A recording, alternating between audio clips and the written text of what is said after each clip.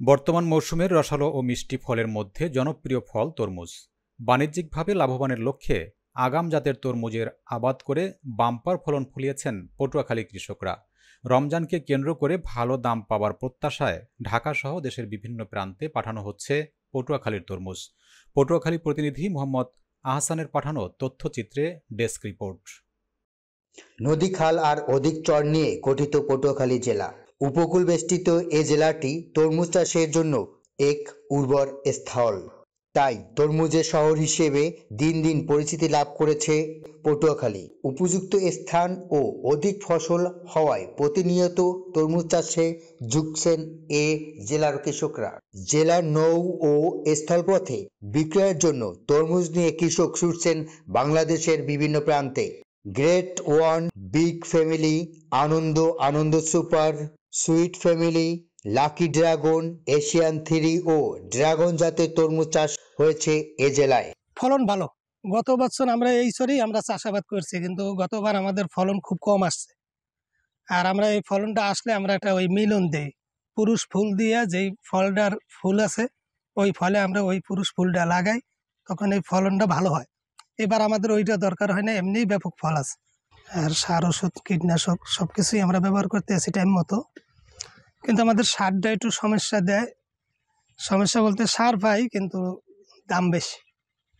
সার আছে কিন্তু ওরা নাই বলে, সংকট বলে দামটা একটু বৃদ্ধি রাখে। যদি আমরা অফিসের শরণাপন্ন হই তাহলে আমাদেরকে একটু এক দাম রাখে, যেটা রেট। চরাঞ্চলে তরমুজের ক্ষেতে রোদকে উপেক্ষা করে কৃষক তরমুজের আগাছা ও পোকা দমনে ব্যস্ত সময় পার করছেন। দেশের বিভিন্ন প্রান্ত থেকে ফরিয়ারা এসে ছুটছেন তরমুজ চাষিদের ক্ষেতে। আমি ঢাকা থেকে আসছি, এখানে তরমুজ কেনাকাটা করতে চর কাজল আসছি। পরিবেশ খুব ভালো এখানে, আর হচ্ছে এখানকার মানুষগুলো খুব ভালো। আর দ্বিতীয় কথা হচ্ছে আমরা এখানে ক্ষেত পিস হিসাবে কিনে নিয়ে যাই এবং ঢাকাতে আমরা পিস হিসাবে বিক্রি করি। পার পিস আমাদের 32-33 টাকার মতো পড়ে যেতেছে বর্তমানে, কারণ মূলত সব দিকে তরমুজ পেকে গেছে। ডলারের সংকট, ট্রান্সপোর্টের সংকট, তো কিছু ভাড়াটা বেড়ে গেছে। তো এক হিসাবে আমাদের তরমুজ ব্যবসাতে একেবারে লসই হচ্ছে, কারণ খরচটা বেশি, বাজারে সেলটা কম। আর এখানে আমরা অন্তত কোনো চাঁদাবাজির শিকার হইনি, কোথাও কোনো আমাদের চাঁদা দিতে হয়নি।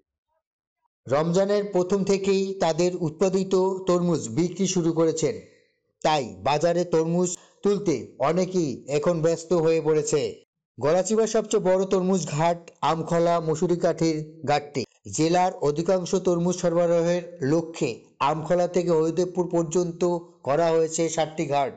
গলাচিপার বিভিন্ন চর থেকে তরমুজ চাষি ব্যাপারীরা ট্রলারে করে তরমুজ নিয়ে এসেছেন ঘাটগুলোতে।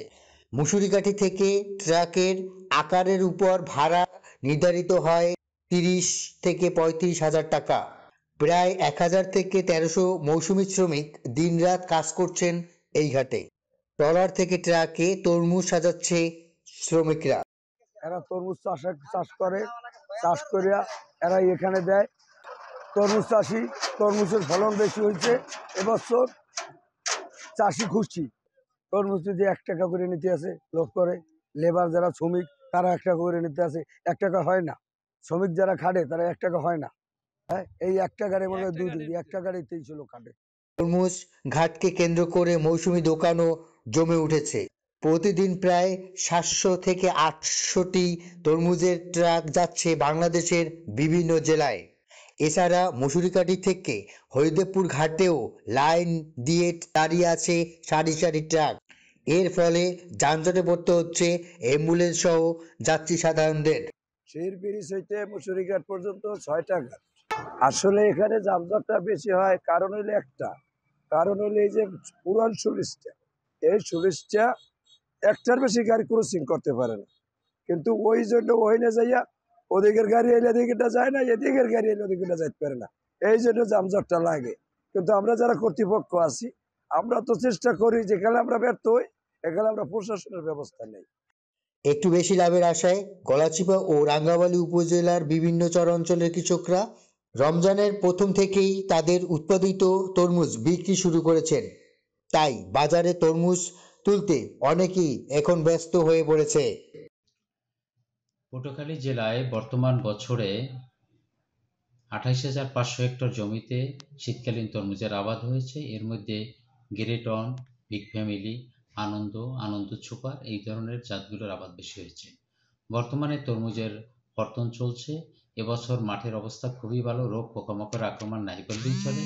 কৃষকরা যথাসময়ে তাদের সার, কীটনাশক এবং অন্যান্য সুবিধাদি পেয়েছেন এবং কৃষি বিভাগের পক্ষ থেকে কারিগরি পরামর্শ পেয়েছেন। বর্তমানে রমজান মাসের চাহিদা কৃষকদের এই তরমুজের বিক্রির পরিমাণ বেড়েছে। তারা আগাম কর্তন যারা করেছেন ভালো দামে। চলতি মৌসুমে আবহাওয়া অনুকূলে থাকায় ও গাছে রোগবালাই আক্রমণ কম হওয়ায় ফলনও ভালো হয়েছে বলে জানিয়েছে তরমুজ চাষিরা। তরমুজ চাষে বেশি বিনিয়োগ করতে পারলে লাভের পরিমাণও বেশি থাকে। তাই সরকারি বা বেসরকারি ব্যাংক থেকে অর্থের যোগান পেলে আরও বড় পরিসরে তরমুজ চাষ করতে পারত এই উপকূলের চাষিরা। মোহাম্মদ আহসান, জয়যাত্রা টেলিভিশন, পটুয়াখালী।